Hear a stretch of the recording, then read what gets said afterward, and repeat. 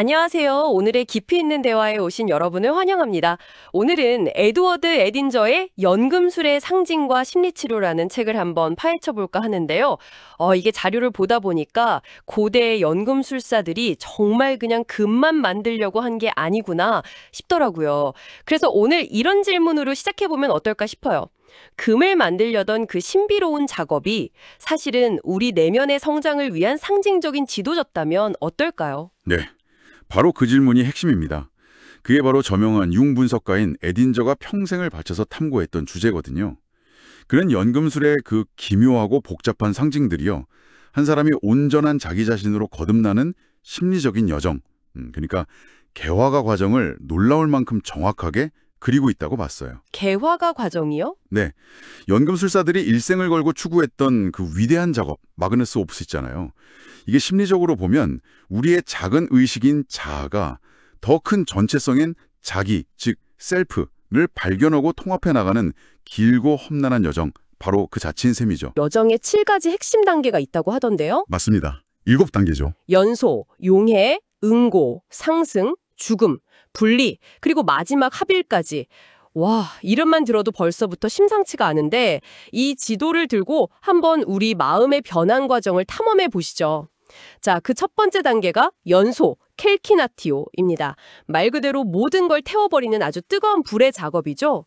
17세기 연금술사 바질 발렌타인이 쓴 책에 정말 강렬하고도 기괴한 비유가 나오더라고요. 아, 그 늑대 비유 말씀이시죠? 네, 맞아요. 굶주린 회색 늑대에게 왕의 시체를 던져주고 늑대가 왕을 다 먹어치우면 그 늑대를 거대한 불에 통째로 던져 재로 만들어라. 이걸 3번 반복하라. 처음 읽었을 때 이게 대체 무슨 소린가 싶었어요. 그렇죠. 거의 공포 영화의 한 장면 같잖아요. 하지만 이걸 심리학의 렌즈로 들여다보면 그 의미가 정말 깊어집니다. 여기서 죽은 왕은 뭘까요? 낡은 무언가일 것 같은데요. 맞아요. 더 이상 제 기능을 못하는 낡은 자아, 굳어버린 나의 지배 원리입니다. 그럼 굶주린 늑대는 오랫동안 의식의 지하실에 갇혀 굶주려온 원초적인 욕망, 본능인 거죠. 아, 이 늑대가 낡은 왕을 집어삼키는 거예요. 뭐랄까 내 안에 억눌린 분노나 욕망이 이성을 마비시키는 순간, 그걸 떠올려보면 이해가 쉬우실 겁니다. 그렇군요. 그럼 그 늑대를 태우는 불은 그냥 고통인가요? 그게 핵심입니다. 그 불은 바로 욕망 그 자체가 가진 파괴적인 에너지인 동시에 모든 것을 정화하는 에너지이기도 해요. 심리치료 과정에서 우리가 피하고만 싶었던 좌절감, 수치심, 분노와 정면으로 마주하며 겪는 그 불타는 듯한 고통. 그게 바로 연소의 불입니다. 버텨내는 게 중요하겠네요. 그렇죠. 중요한 건 그 뜨거운 감정의 불길 속에서 나와 감정을 동일시하지 않고 버텨내는 거예요. 그 불을 견뎌내야만 비로소 더 단단하고 순수한 자아가 탄생할 수 있습니다. 그럼 그 모든 게 불타고 남은 건 뭔가요? 그냥 잿더미뿐인가요? 네, 맞아요. 하얀 재, 알베도라고 불리는 순수한 재가 남습니다. 이 재는 모든 걸 잃었다는 절망과 회개를 상징하는 동시에 모든 불순물이 타버리고 남은 가장 본질적인 순수함을 의미하기도 하죠. 고통스러운 사디 타귀를 통해 오히려 가장 순수한 본질에 가까워지는 역설이네요. 와, 강렬합니다. 그럼 그 다음 단계는 뭔가요? 재가 된 상태로 머무를 순 없을 텐데요. 그렇죠. 그래서 두 번째 단계, 용해 솔루션이 이어집니다. 이건 물의 작업이에요. 단단했던 고체를 물에 녹여서 태초의 상태, 근원 물질인 원진료로 되돌리는 과정입니다. 비유하자면 재탄생을 위해 어머니의 자궁, 즉 무의식의 물속으로 돌아가는 것과 같아요. 자궁으로 돌아간다. 현자의 장미원이라는 책에 나오는 그림이 딱 그 이미지더군요. 왕과 여왕이 한 욕조 안에서 서로를 껴안고 녹아내리는 모습이요. 바로 그겁니다.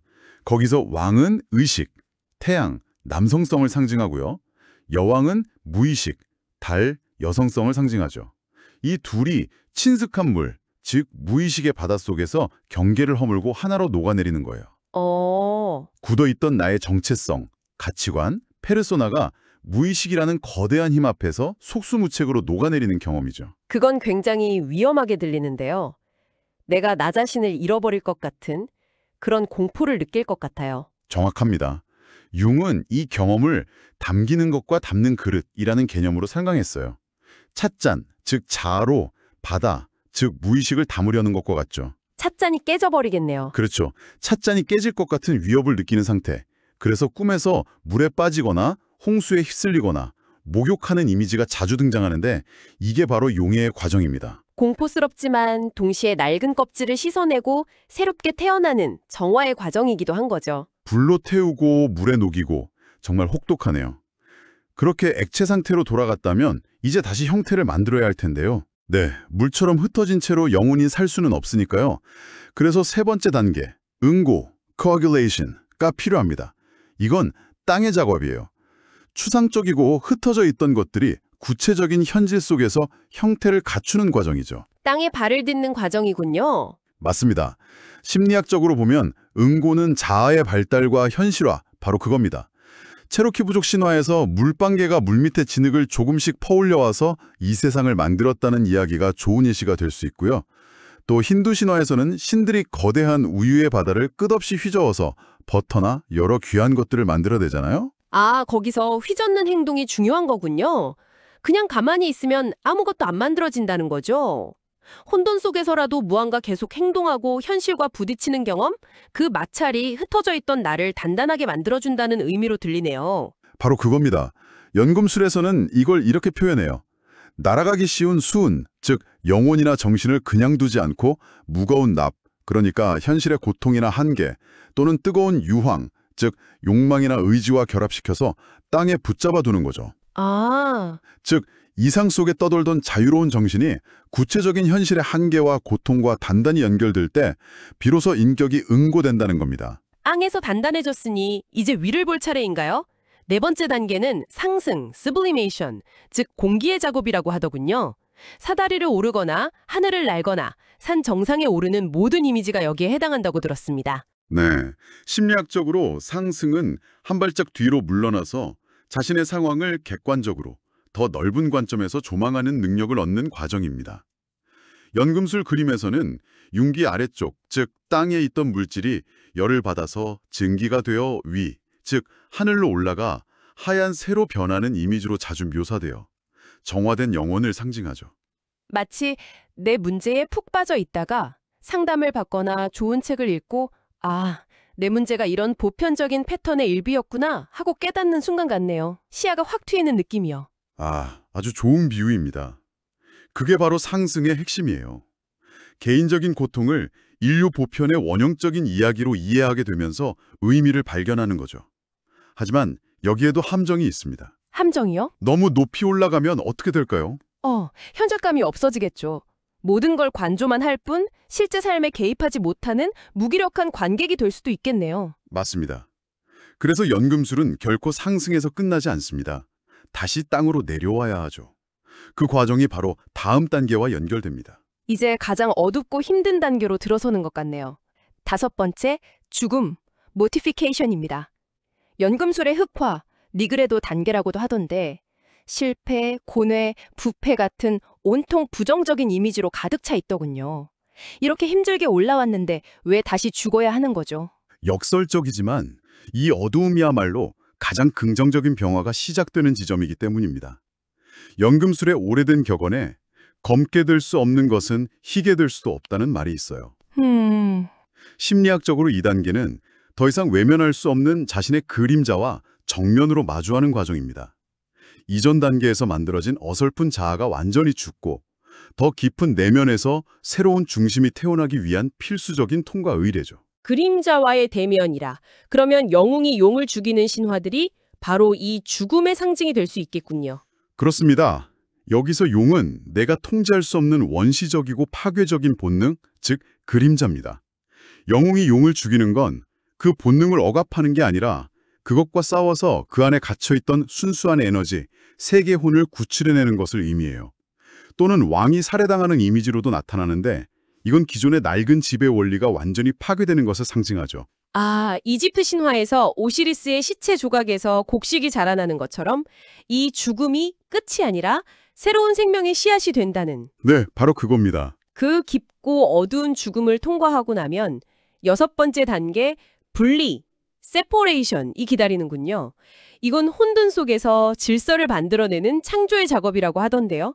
뒤죽박죽 섞여 있던 것들을 칼로 자르듯 명확하게 나누는 과정이라고요. 심리치료에서 말하는 분화와 정확히 같은 개념이죠. 미성숙한 상태에서는 모든 게 섞여 있습니다. 내 생각과 남의 생각, 내 감정과 현실, 이상과 실제가 구분되지 않고 한 덩어리로 경험되죠. 분리는 이 대극들을 명확히 나누고 구별해내는 작업입니다. 예를 들면 이런 걸까요? 어떤 문제 앞에서 불황에 휩싸일 때, 아, 이건 현실적인 걱정이고 이건 과거의 상처에서 비롯된 비합리적인 두려움이구나 하고 구분해내는 것 말이에요. 그렇게 분리하고 나면 훨씬 명료해지잖아요. 완벽한 예시입니다. 이것은 내 생각이고 저것은 사실이다. 이것은 내 감정이고 저것은 상대의 책임이다. 라고 명확히 선을 긋게 되는 거죠. 이 분리 작업 없이는 건강한 관계도 현명한 판단도 불가능합니다. 혼돈에 질서를 부여하는 위대한 창조 행위인 셈이죠. 자, 드디어 마지막 단계입니다. 연소, 용해, 늠고, 상승, 죽음, 분리라는 길고 험난한 여정을 거쳐 마침내 도달한 정점. 7번째 단계, 합일, 커니앙티오입니다. 나뉘었던 모든 것들이 다시 만나는 신성한 결합이라고 들었어요. 그런데 여기서 아주 중요한 구분이 필요합니다. 모든 합일이 좋은 합일은 아니거든요. 연금술에서는 소합일과 대합일을 나눕니다. 소합일과 대합일이요? 그건 어떤 차이가 있나요? 소합일은 아직 분리 작업이 불완전한 상태에서 성급하게 이루어지는 결합입니다. 예를 들어 자아가 자신의 그림자나 아니마 아니무스 같은 무의식적 내용과 섣불리 자신을 동일시해버리는 거죠. 나는 곧 나의 분노다 라거나 내 안에 이상적인 여성상에 완전히 사로잡혀버리는 상태. 아, 이건 매우 위험하며 결국 다시 죽음 단계로 퇴행하게 만듭니다. 신화에서 아들이 어머니에게 삼켜지는 이야기가 대표적인 소합일의 비극이죠. 진정한 통합이 아니라 혼돈 속으로 다시 삼켜져 버리는 거군요. 그럼 대합일은 뭔가요? 오랜 분리와 고통의 과정을 거친 대극들이 마침내 동등한 파트너로서 조화롭게 균형을 이루는 상태.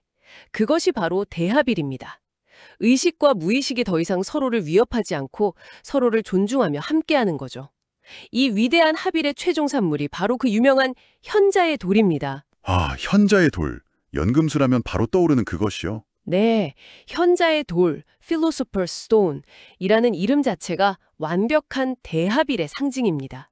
눈에 보이지 않은 지혜, 즉 철학, philosophy와 가장 단단하고 구체적인 물질인 돌, 스톤의 결합이니까요. 그래서 돌이 아닌 돌이라고도 불립니다. 돌이 아닌 돌. 네, 추상적인 깨달음이 더 이상 머릿속에만 머무는 게 아니라 나의 구체적인 삶 속에서 실질적인 힘을 발휘하고 세상을 변화시키는 상태. 그것이 바로 연금술 그토록 추구했던 최종 목표인 거죠. 오늘 우리는 연금술의 7단계를 통해 우리 마음이 어떻게 성장하고 변화하는지를 깊이 들여다봤습니다. 연소의 고통에서 시작해 용해의 혼돈, 응고의 현실화, 상승의 통찰, 죽음의 어둠, 분리의 명료함을 거쳐 마침내 합일의 통합에 이르기까지. 듣다 보니 이 험난한 여정이 한 번에 끝나는 직선 코스가 아니라는 생각이 드네요. 아, 그렇죠. 연금술의 모토가 녹이고 다시 굳혀라, solve et coagula인 것처럼 삶의 여러 국면에서 이 순환을 끊임없이 반복하는 것 같아요. 정말 중요한 통찰입니다. 혹시 오늘 이야기가 너무 복잡하고 혼란스럽게 느껴지셨더라도 그건 지극히 당연한 일입니다. 오히려 여러분을 격려해드리고 싶어요. 이 혼란스러운 연금술의 상징들을 이해하려고 애쓰는 그 노력 자체가 이미 여러분의 내면에서 위대한 연금술 작업을 시작했다는 가장 확실한 증거니까요. 그러네요. 어쩌면 연금술은 결국 상징의 문제일지도 모르겠습니다. 화가에게는 캔버스와 물감이, 작가에게는 빈종이와 언어가, 그리고 모두에게는 각자의 삶 자체가 연금술의 제조인 셈이죠. 마지막으로 이 질문을 여러분께 남겨두고 싶습니다. 지금 당신이 마주하고 있는 당신의 손에 들린 원진료, 프리마 마테리아는 무엇인가요? 그리고 당신이 그토록 노력해서 빚어내려는 당신만의 현자의 돌은 과연 어떤 모습입니까?